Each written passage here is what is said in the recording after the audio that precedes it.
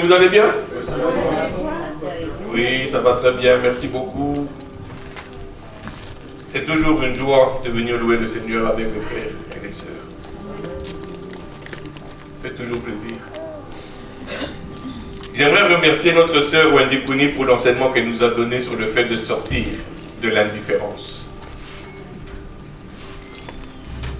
J'espère de tout cœur que ce message a sonné une cloche dans votre cœur. Honnêtement. Parce que l'insensibilité aux intérêts de Dieu n'est pas le partage d'un bon et fidèle serviteur de Dieu. J'espère que chacun a fait son examen de conscience pour voir l'état de son cœur et a ensuite pris les mesures nécessaires pour redresser la situation. Si ce n'est pas encore fait, je prie que le Saint-Esprit vous donne la conviction de le faire. Un cœur insensible ne produira jamais du fruit. Et particulièrement du bon fruit. Après la prédication, j'ai pris le temps de regarder mon cœur moi-même. Parce que ce n'est pas parce que je suis pasteur que les fruits suivent. Il faut toujours se remettre en question et regarder son cœur. Et je vous demande de le faire. Il y a une partie que tu vas toujours trouver qui est insensible aux choses de Dieu. Et que le Seigneur met son doigt là-dessus pour dire c'est ça que je veux. Amen. Ce matin, je ne suis pas là pour faire un discours. Comme c'est dans la norme que les gens maintenant disent aujourd'hui, on va à l'église pour entendre le discours. Je ne suis pas là. C'est pas moi. Non. Je ne suis pas là pour pointer du doigt, ni pour juger, ni pour condamner. Mais permettez-moi de prendre la parole et la mettre comme miroir, afin qu'on puisse voir là où on se situe par rapport à ce que la parole nous dit. Amen. Baissons nos têtes. Alléluia, éternel Dieu des armées. Papa, c'est dans ta présence que nous nous trouvons, éternel. Seigneur, depuis le commencement, ô Dieu Tout-Puissant, quand nous sommes venus, on était en haut, ta présence était là, Papa. Pendant la louange, ta présence était là, éternel des armées. Maintenant, ta présence est encore là, ô Dieu Tout-Puissant. Alors, éternel, je prie que tu puisses préparer, Seigneur, le cœur de ton peuple, afin de recevoir la semence, la graine que tu veux planter, ô Dieu Tout-Puissant. Papa, je ne suis pas là, éternel des armées, juste pour ramener une connaissance. Mais je prie que le Saint-Esprit puisse prendre, Seigneur, ces paroles qui vont sortir de cette bouche, Papa. Les planter et porter du fruit en abondance. Que ces paroles donnent vie, ô Éternel des armées, dans le cœur de ton peuple. Papa, je prie que tu oignes ma bouche. Afin que tout ce qui va être dit, Papa, soit en accord avec ta volonté, avec ta doctrine, ton enseignement que tu nous as donné. Papa, je prie que tu me caches derrière la croix, Papa. Éternel des armées, on te remet tout le service, Seigneur, toute cette prédication entre tes mains. Papa, je me soumets volontairement, je me soumets à ta direction. Afin que ton peuple puisse recevoir la vie qui va sortir, éternel, de cet enseignement. Les révélations qui vont sortir de cet enseignement. Sois béni et sois glorifié dans le nom du Seigneur Jésus-Christ. Amen. Amen. Mon message aujourd'hui porte sur la source de notre secours. Et le titre de mon message est « Le secours me vient de l'Éternel ». Bien-aimés, lorsque vous passez par des difficultés, des épreuves, lorsque vous êtes dans les impasses de votre vie, lorsque vous avez l'impression que tu es dans un long tunnel noir qui ne finit pas. Tu connais ça, non? Où est-ce que ton premier secours va? Où est-ce que, vers qui tu cries en premier? C'est ce qu'on va voir.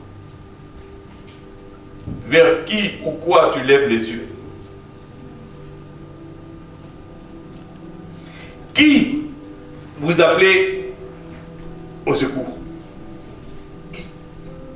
Quand tu es dans le plus bas de toi-même. Quand partout où tu regardes, tu vois la même chose que l'obscurité. Quand tu as tout fait, ou tu penses avoir tout fait, mais que rien ne change, tu es toujours dans cette obscurité. Qui tu appelles en premier? Vous voyez, comme enfants de Dieu, les Écritures nous enseignent que dans ces moments critiques de notre vie, l'aide et le soutien provient de Dieu. Provient de notre Père. Et c'est dans ces moments que nous devons mettre notre confiance absolue en la protection et l'assistance divine. Amen. Amen. On le sait ici. Est-ce qu'on le sait ici? On le sait ici. On le dit avec la bouche Amen. Parce qu'on le sait ici. On a compris ici. On n'a pas compris ici. On continue. Allons dans Psaume 121, 1 à 3. Je lève mes yeux vers les montagnes. D'où me viendra le secours? Le secours me vient de l'Éternel qui a fait les cieux et la terre. Il ne permettra point que ton pied chancelle. Celui qui te garde ne sommeillera point. Amen. Je pense que nous avons déjà tous vu une montagne. Deux personnes. Amen. Au moins, c'est là. Deux personnes, c'est déjà plusieurs. Les autres, je ne sais pas. J'ai posé la question. Il y a deux qui ont répondu. Donc je veux parler à ces deux qui ont vu la montagne parce que c'est là que je veux parler. Bon, je répète ma question. On a déjà vu une montagne au moins une fois. Oui. Une montagne, pas une colline. Une montagne. C'est beau, hein? Toi, tu es en bas, tu regardes, c'est comme waouh! C'est impressionnant, c'est. Ah! Est-ce que j'aime bien ce que les montagnes sont de formes différentes, de tailles différentes? C'est quand on est allé à Vancouver, tu passes au-dessus en avion, là tu regardes, tu vois toutes sortes de montagnes, tu ouh, quand tu atterris, tu marches là-bas dans Vancouver, tu regardes toutes ces montagnes, tu es impressionné de voir cette grandeur, cette puissance, cette magnificence que ce que Dieu a fait. C'est beau. Les montagnes, c'est beau. Mais en même temps, quand tu regardes les montagnes, tu t'imagines ce qui peut se cacher là-bas dedans. Une ours. Bon, dépendamment où tu es. Léopard, ours. Léopard des neiges. C'est comme, c'est beau, mais pas la nuit. Et puis, mais c'est beau. Amen. Mais vous voyez très souvent, les montagnes, c'est un endroit qui est rassurant. Parce que les montagnes peuvent être un refuge. On peut se réfugier dans la montagne. Quand il y a des inondations, qu'est-ce qu'on dit? Allez en montagne, montez! C'est un refuge. Pour nous. C'est en même temps un endroit de paix et de solitude. Tu fous tout le brouhaha de la ville, tous les problèmes, tu as l'impression que tu es seul, tu peux... Tu te vis, tu peux crier, personne ne t'entend. C'est un endroit où c'est rassurant, tu as la paix. Mais en même temps, la même montagne, quand tu ne la connais pas bien, elle peut être une montagne, un endroit effrayant. Moindre bruit, c'est quoi? Je connais une personne, même dans la voiture, elle va fermer les portes et les fenêtres, de peur que l'animal ouvre la porte. Parce que, j'ai peur. Ça peut être un endroit effrayant. Quand tu marches en montagne, un faux pas peut te coûter la vie. Moindre bruit, moindre trou peut cacher un animal. C'est quand je vais parler quand j'étais en Afrique, tu entendais des bruits d'oiseaux. Un cri d'oiseau que tu ne connaissais pas, tu t'arrêtais, tu dis c'est quoi? C'est quoi ça? J'ai peur.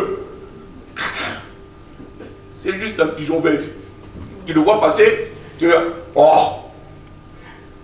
Après tu commences à t'habituer et tu n'as plus peur parce que tu commences à comprendre et connaître ton endroit. C'est la même chose en montagne. Tu connais ta montagne. Quand tu ne la connais pas, tu trembles, tu en as peur. Et une chose que j'ai remarqué, c'est un endroit que plusieurs apprécient, ce sont les vallées qui entrent les montagnes. Il y a une montagne ici, pas près d'une vallée. Tu passes pas quand tu vois des films des cowboys, là, les westerns. Bon, de ma génération, la nouvelle génération, on n'avait pas de western. On avait des westerns dans notre génération. Et vous avez TikTok, allez sur TikTok ou on peut Google, vous allez voir. YouTube, vous allez voir. Western, mettez western, vous allez voir. Ils sont là, entre deux montagnes, qu'on appelle le canyon. Et tu vois, tout est dégagé. Et tu es tranquille parce que tu vois loin. Mais le danger qu'il y a, c'est que pendant que toi tu vois loin, le prédateur aussi te voit de loin. Donc tu es une proie facile. Parce que lui, il te voit de la montagne. Lui, il est smart. Lui, il veut se cacher.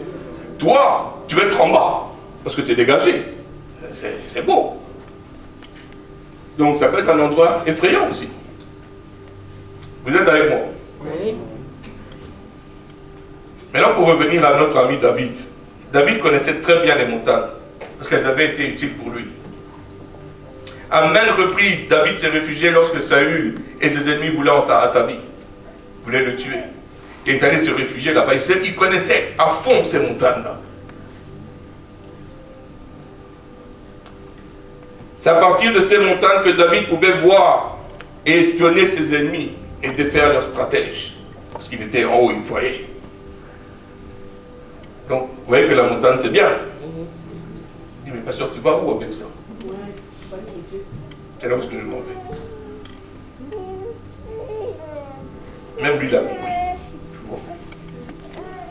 Dans notre passage, David parle de montagnes qu'il connaissait particulièrement bien. Puisqu'il s'agissait de montagnes sur lesquelles l'Éternel avait fait éclater sa gloire à plusieurs reprises. Il s'agissait de la montagne de Sion. On va le voir dans 2 Samuel 5, 8 à 10, pas besoin de le mettre, mais c'est juste pour les personnes qui prennent des notes. 2 Samuel 5, 8 à 10. Et il parle de la montagne de Morija. Cette montagne, c'est là où Abraham devait livrer Isaac. On parle dans Genèse 22, 6 et 8. Et dans 2 Chroniques 3, 1, on parle de l'endroit où Salomon avait commencé à bâtir la maison de l'Éternel.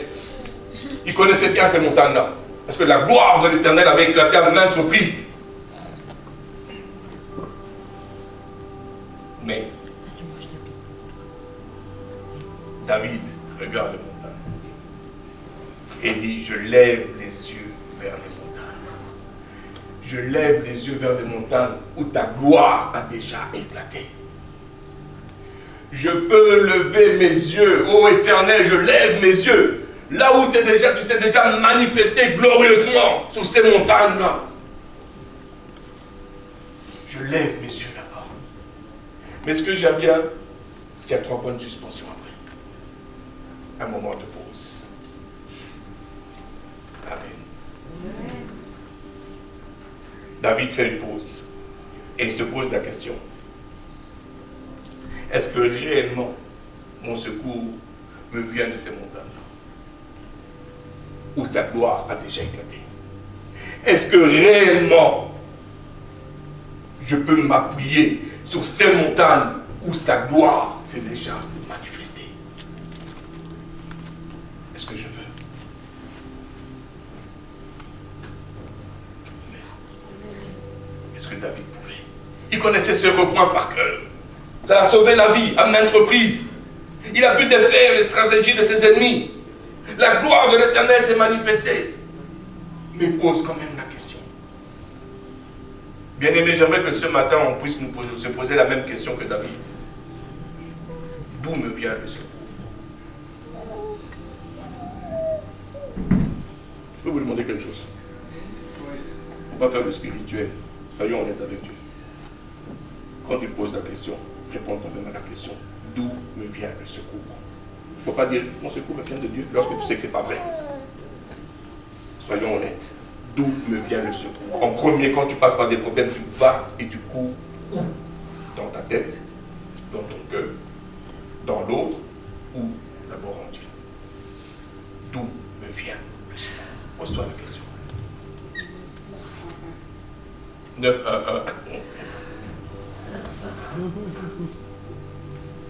Je veux vous dire, chacun d'entre nous levons nos yeux vers les montagnes, des choses que nous connaissons, que nous affectionnons. C'est par là qu'on lève les yeux en premier. Chacun d'entre nous. Nous affectionnons ce que nous connaissons déjà, nos montagnes, et c'est une des raisons pour laquelle plusieurs enfants du Seigneur tournent en rond. Parce qu'ils aiment leurs montagnes. Mais pasteur, c'est la montagne dans laquelle je suis confortable. C'est ma montagne de Sion. C'est ma montagne de Morija. Je connais déjà cette montagne-là. Je suis à l'aise là-dessus. Je suis bien là-bas dedans. Je suis confortable sur cette montagne. Et on retourne encore et encore à la même place. Un endroit, une montagne qu'on connaît bien. Vous savez pourquoi est-ce que je peux dire ça? Vous voulez que je vous dise pourquoi? Quand tu entends une personne qui vient qui te dit « Je sais comment Dieu me parle », déjà là, elle vient de contredire ce que la parole de Dieu dit. Parce que la parole de Dieu dit Dieu parle tantôt d'une manière, tantôt d'une autre. Et si tu as l'habitude d'entendre Dieu te parler d'une seule façon, c'est que tu aimes ta propre montagne, et si tu n'entends pas Dieu te parler, mais tu entends ta montagne te parler. Et puis tu viens te dire, Dieu m'a dit, Dieu t'a dit quoi?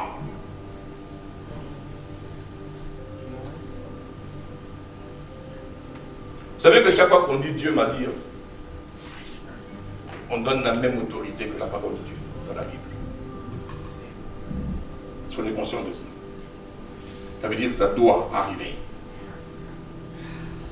Ça doit arriver. On doit être sûr, quand on dit que Dieu m'a dit, on doit être sûr que Dieu m'a vraiment dit.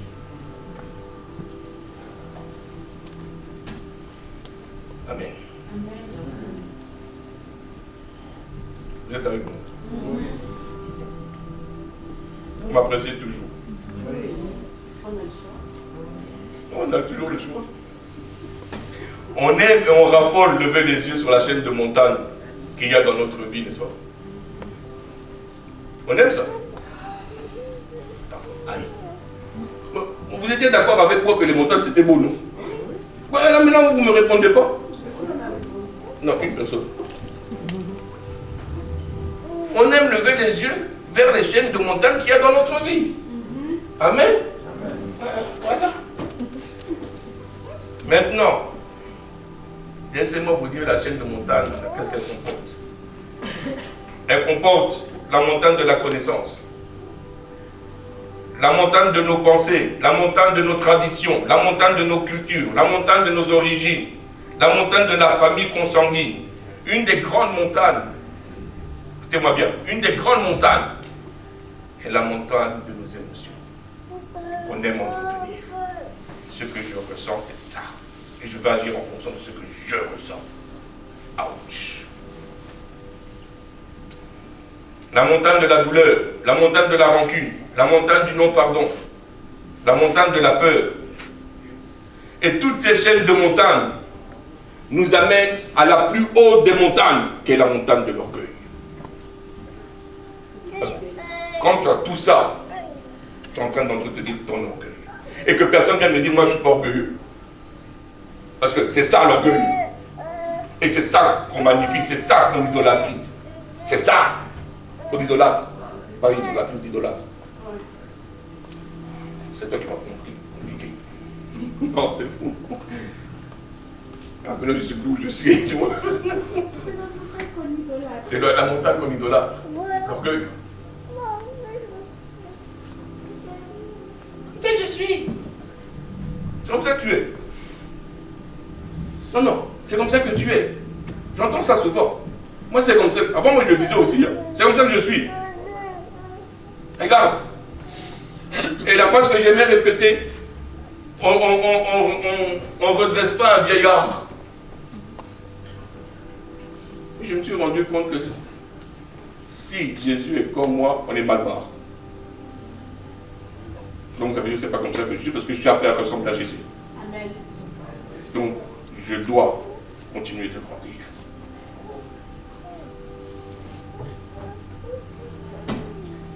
Vous savez pourquoi est-ce qu'on aime entretenir la montagne de l'orgueil?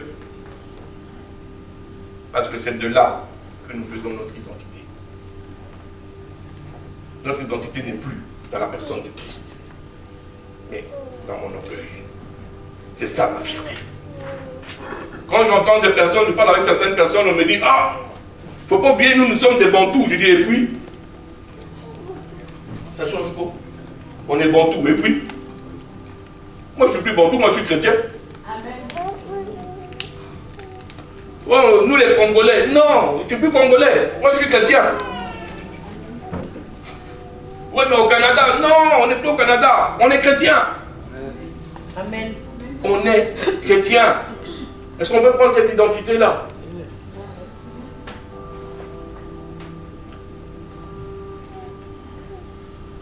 Et vous voyez, avec toutes ces chaînes de montagnes, malheureusement, on écrase une montagne qui devait être la plus haute parmi toutes. C'est la montagne de l'amour, qui aujourd'hui est devenue la vallée de l'ombre de la mort dans la vie de certaines personnes. Quand les gens ont du mal à t'apprécier, à t'aimer, est-ce que tu as un problème? Je ne dis pas une personne, je dis les gens. C'est toi le problème. Il faut faire attention. Il faut faire attention. Tu as beau jouer un jeu, mais la vérité va toujours sortir. Elle va toujours triompher. Tu as beau venir mettre ton masque. Un jour, le masque casse. J'avais un masque, à l'époque j'étais jeune, j'avais un masque. J'ai tellement mis le masque que l'élastique s'est usé, s'est cassé quand j'avais sur le visage. J'ai perdu mon masque. Donc je sais de quoi je parle. On a beau venir avec le masque, un jour il va casser. Et ton vrai visage va sortir. Soyons honnêtes. Aimons-nous les uns les autres. C'est pas compliqué.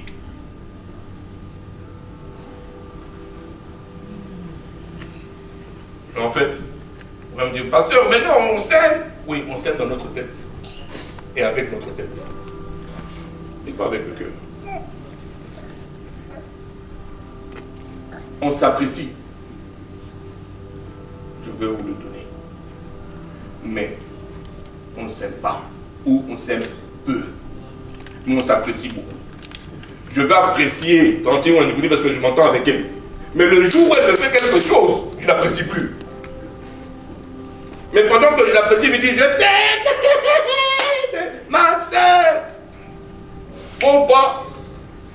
Elle aussi, pourquoi elle se prend pour qui? Waouh, quel montagne. Là, je suis remonté vite sur la montagne de mes émotions. Il y a beaucoup de vent là-bas. N'est-ce pas?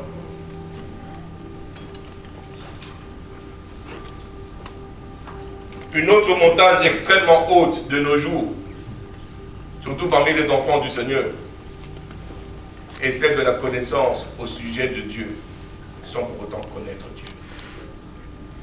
On sait beaucoup de choses au sujet d'une personne, on ne connaît pas la personne. On sait beaucoup de choses au sujet de Dieu. Est-ce qu'on connaît Dieu?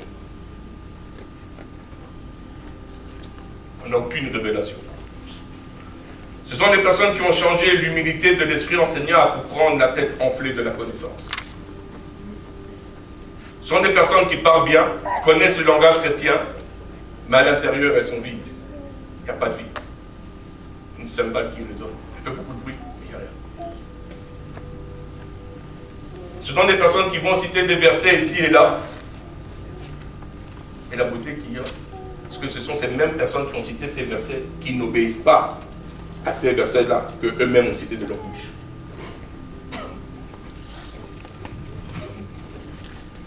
Ouais, il est écrit dans... Mais toi-même, pourquoi tu ne marches pas de partout? Ce sont des personnes qui disent aimer. Mais en réalité, c'est un amour qui est changeant comme les émotions. Parce que très souvent, ils aiment par intérêt.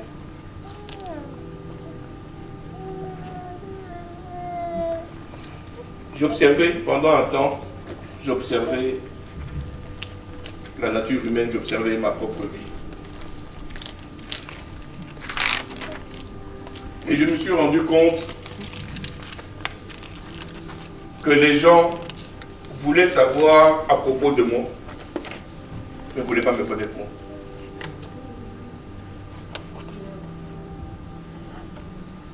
Et ça, c'est dans l'église. Je ne parle pas des gens qui sont à l'extérieur, je parle dans l'église. Vous savez beaucoup de choses à propos de mon épouse, mais vous ne la connaissez pas. Mais vous savez beaucoup de choses à propos d'elle. Est-ce que vous la connaissez? Elle vous connaît. Parce qu'elle a pris le temps. Mais est-ce que vous la connaissez? Est-ce que tu connais ton frère qui est à côté de toi? Est-ce que tu connais ta soeur qui est à côté de toi? Est-ce que tu as pris le temps de connaître? Et puis de grâce, quand les gens prennent le temps, répondez aussi aux questions. Arrêtez de tourner en rond. C'est que, je n'ai pas le temps de danser la madame. Moi, je dois aller devant. C'est pas par curiosité, c'est que je veux prendre soin de toi. Parce que si tu connais à propos de ton frère, de ta soeur, au lieu de connaître ton frère, de ta soeur que tu vois, comment tu vas prendre le temps de connaître Dieu que tu ne vois pas? Posez-vous la question. Comment tu vas prendre le temps de t'arrêter et dire je veux connaître Dieu que tu ne vois pas? Lorsque ton frère que Dieu a mis à côté de toi, tu ne veux pas le connaître.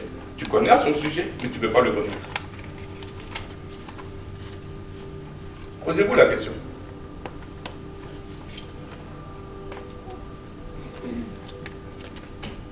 C'est un amour qu'on a qui change comme les émotions. On ne cherche pas à aimer, on cherche à apprécier.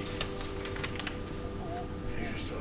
J'aime par intérêt, j'apprécie par intérêt. Une fois que j'ai eu mon intérêt, je peux tourner ma part, il n'y a pas de problème. Et puis on dit, moi je suis fort. On dit, j'ai un caractère qui est dur. Ça, c'est pas un caractère qui est dur, c'est pas être fort, ça. C'est pas ça. Ça veut dire alors, si c'est ça, être fort, et avoir un caractère fort, ça veut dire que mon Dieu est faible. Hein? C'est ce que vous êtes en train de dire. C'est ce que je suis en train de dire. Non. L'amour, c'est une puissance. L'amour, c'est une puissance. Il faut être fort pour aimer. Beau temps, mauvais temps, tu aimes. Parce que tu as décidé, tu t'es engagé. Pour les meilleurs et pour les pires. Quand le pire arrive, on dirait que j'ai grossi, hein, sinon.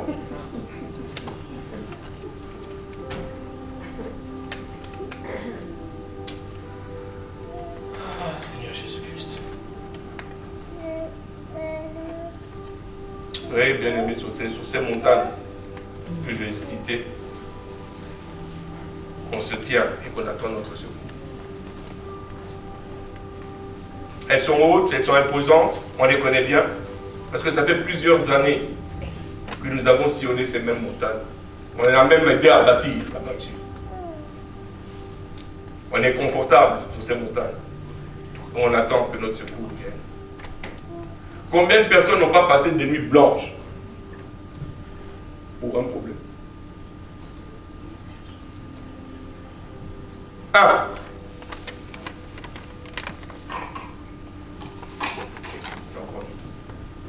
Je vais vous donner un petit témoignage. Je suis passé par des problèmes. Je ne dormais pas. Donc, je dors, je me réveille. Je dors, je me réveille. Je dors, je me réveille. Pas moyen de dormir. Je lis la Bible, j'ouvre ma Bible, je lis, mais il n'y a rien. Une semaine passe, rien. Je suis toujours là. Le problème n'est pas réglé. Et puis à un moment donné, j'entends. Prie. Juste prie. Ok. Je commence à prier. Je prie. Je remets tout aux mains du Seigneur. Oui, je vais dormir.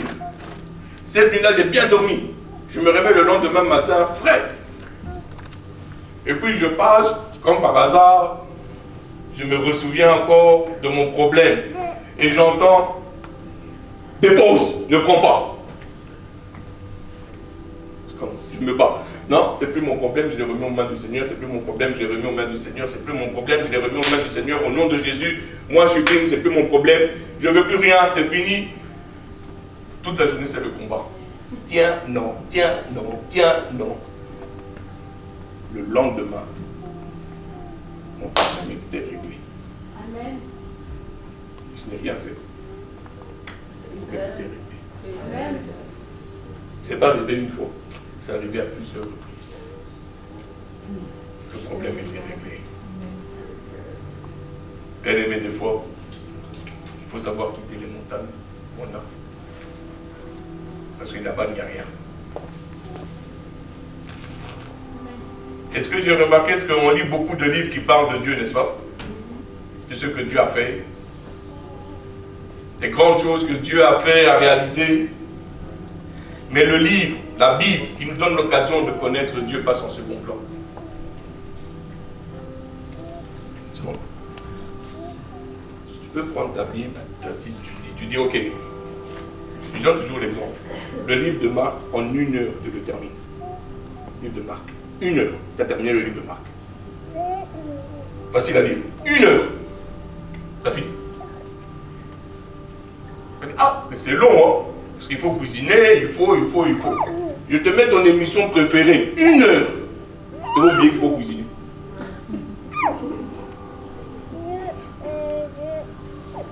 Vous dites la vérité. 1 heure. Tu vas oublier qu'il faut cuisiner. On aime les choses qui passent de Dieu, parce qu'on prend la Bible, le livre qui nous donne l'occasion de connaître Dieu. Dieu veut qu'on le connaisse, pas qu'on entende parler de lui. Il veut qu'on le connaisse. Lui, il nous connaît. Il dit, mais non, moi, je veux que toi, tu puisses le connaître.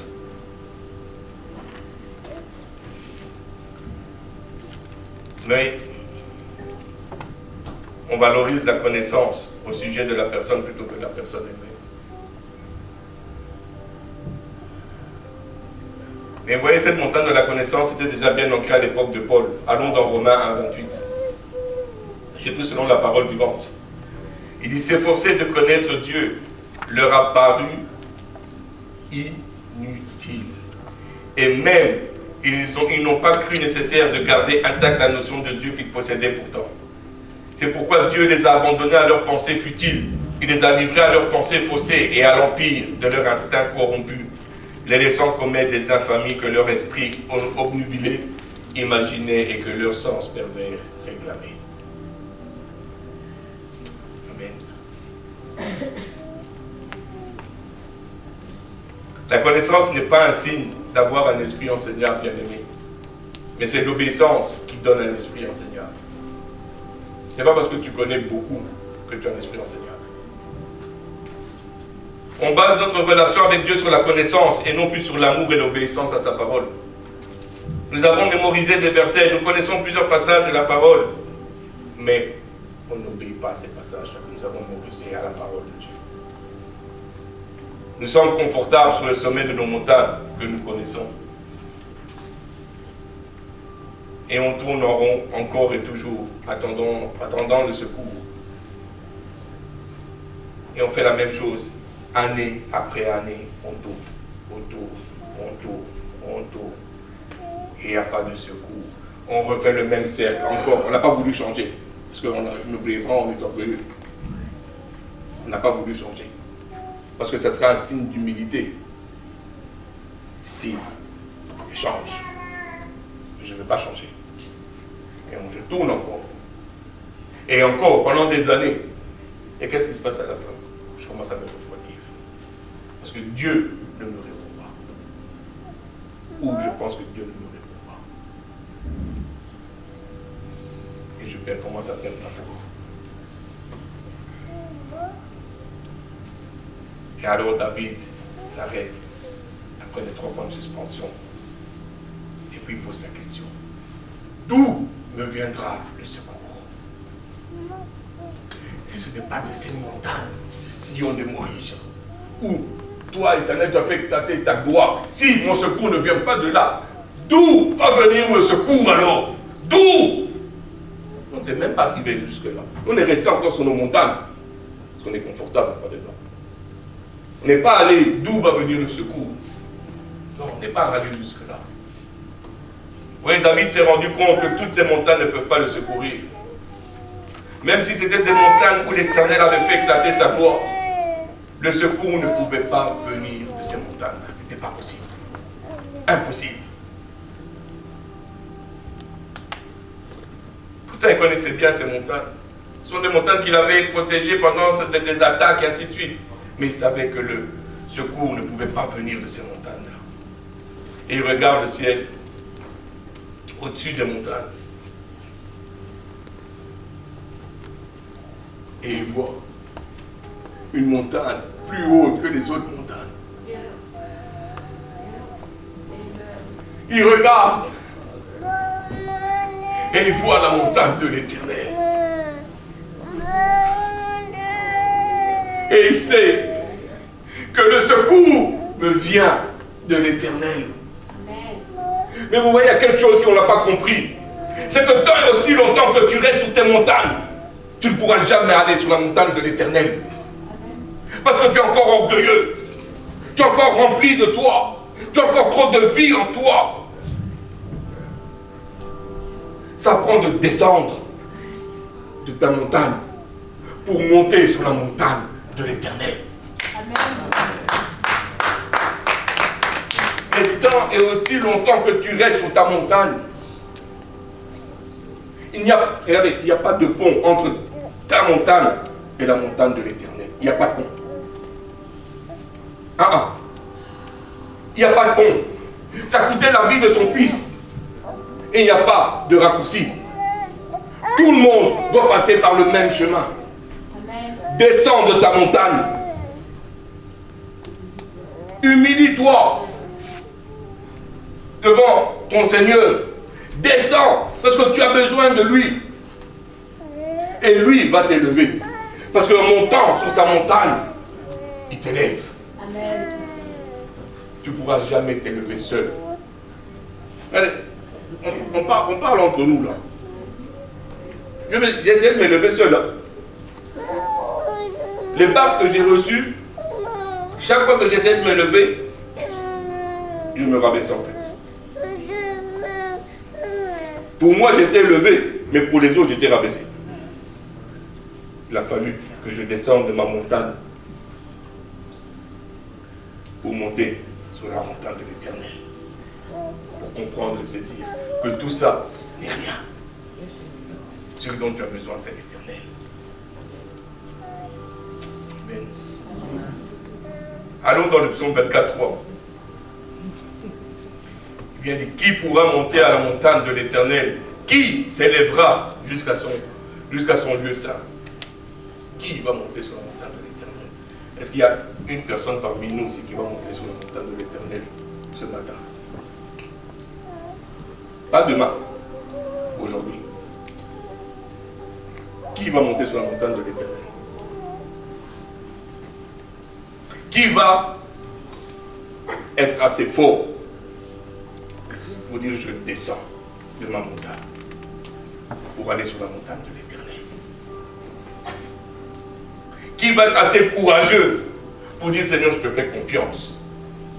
Je descends de la montagne de mon orgueil pour monter sur ton chemin d'humilité et de sanctification, de consécration, de sainteté. Qui sera assez courageux?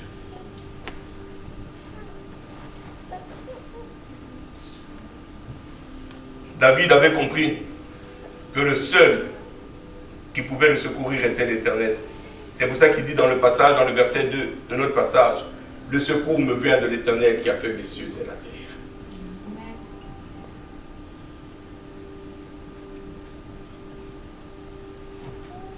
Bien-aimé, je peux vous dire quelque chose. Honnêtement. Sincèrement. Nos montagnes sur lesquelles nous sommes, notre chaîne de montagnes, c'est juste des montagnes de sable. Moindre coup de vent, ça part. une vague, ça part. Le seul rocher, c'est Jésus-Christ. C'est le seul. Il n'y a point d'autre. Et il t'offre, il dit, monte sur le rocher. Monte sur ma montagne. Mais qu'est-ce qu'on n'a pas compris pour qu'on puisse garder et entretenir nos chaînes de montagne qui ne nous servent à rien? C'est quoi le problème? Qu'est-ce qu'on n'a pas compris? Qu'est-ce qu'on n'a pas compris?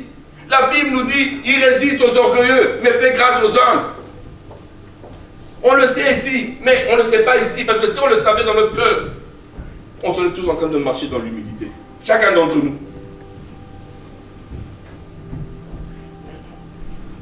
C'est mort. Ouais, j'arrive dans la place. L'humilité, l'amour, les uns pour les autres.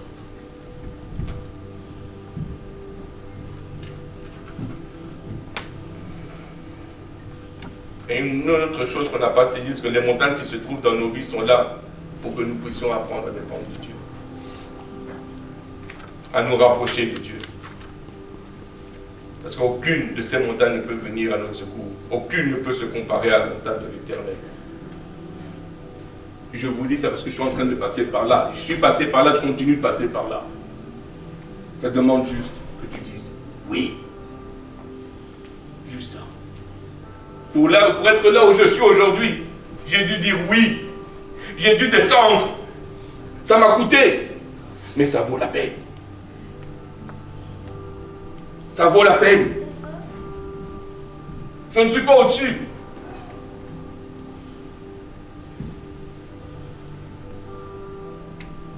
Regardez là, je n'ai rien à gagner. À part la vie éternelle. Je n'ai rien à gagner à part mon Seigneur. Et je veux partager que vous aussi, vous puissiez gagner le Seigneur Jésus-Christ et sa vie à fond. Je ne demande rien d'autre. Mais pour ça, descendez de votre montagne et montez sur la montagne de l'Éternel.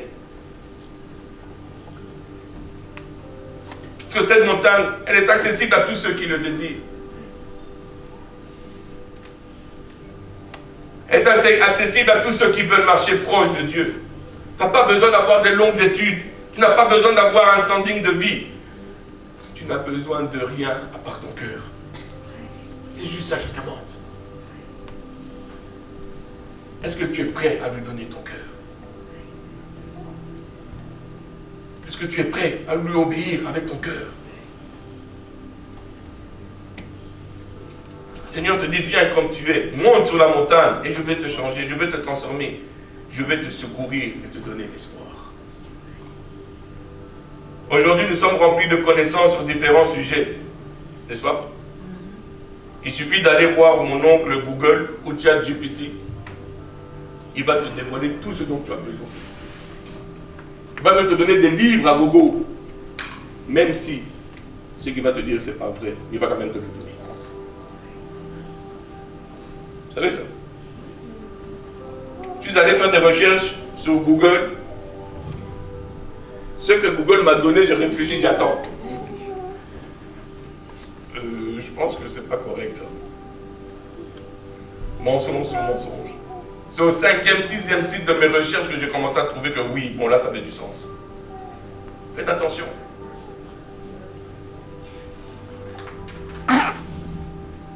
Bien-aimés, bien-aimés, arrêtons de mettre notre espérance dans les hommes et dans leurs procédés ou leurs moyens. Et ce qui m'attriste, c'est quand je regarde comment les enfants du Seigneur sont en train de faire du salissage sur les réseaux sociaux, de leurs dirigeants, d'autres personnes, de leur entourage. Comment est-ce qu'ils salissent ces autorités? Ils font exactement comme les gens du monde. Et certains vont me dire, oui, mais Daniel l'avait, Daniel n'avait pas de réseaux sociaux, Daniel était à genoux, son réseau social c'était à genoux. C'était là, son réseau social c'était à genoux. Joseph, à genoux. toi et moi,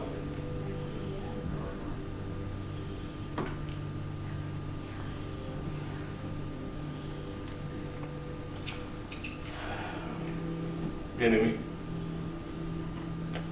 descendons de notre montagne. S'il vous plaît. De l'autre côté, c'est plus stable. La montagne de l'Éternel, c'est beaucoup plus stable. C'est beaucoup plus beau. Je vais finir avec ça. Notre secours ne viendra pas des princes et rois présidents de ce monde. Notre secours ne vient pas de nos connaissances ou de nos talents. Notre secours ne vient pas des membres de nos familles consanguines ou spirituelles. Le secours ne nous vient pas de la science ou de nos pasteurs. Mais le secours nous vient de l'Éternel des armées. Amen.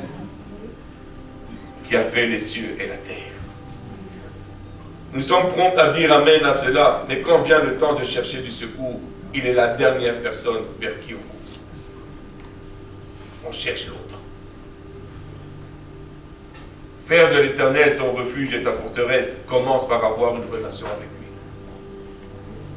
Apprendre à le connaître. Est-ce que tu connais ton Dieu? Ou bien tu aimes quelqu'un que tu ne connais pas? Tu adores quelqu'un que tu ne connais pas, que tu as entendu parler, mais que tu ne connais pas. Il dit, hey, ma fille, mon fils, je suis là, je veux que tu me connaisses, je suis là. C'est lui faire confiance et savoir qu'il sera toujours à tes côtés.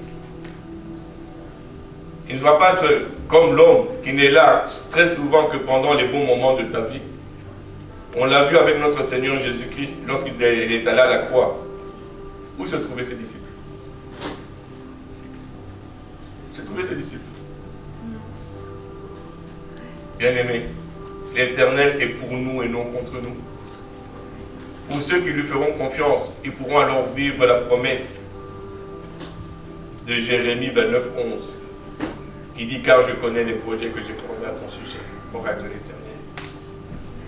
Projet de paix, non de malheur, afin de nous donner un avenir et de l'espérance. » On pourra vivre ça dans notre vie. Alors de grâce, s'il vous plaît, descendez de votre montagne, de votre chaîne de montagne. Il n'y a qu'une seule montagne où il faut aller. C'est la montagne de l'Éternel. Que le Seigneur vous bénisse. Amen.